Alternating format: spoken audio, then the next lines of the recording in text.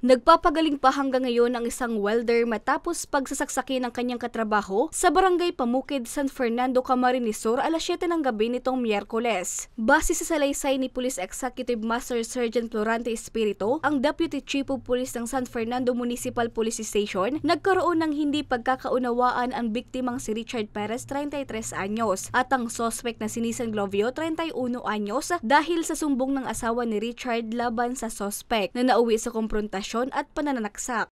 Bali po itong biktima ay nakauwi na. Bumalik lang ito sa kanyang pinagtatrabahuan kasi kinompronta niya yung suspect. Nagtamo ng dalawang saksak ang biktima na agad namang isinugod sa Bicol Medical Center sa Naga City para mabigyan ng karampatang atensyong medikal.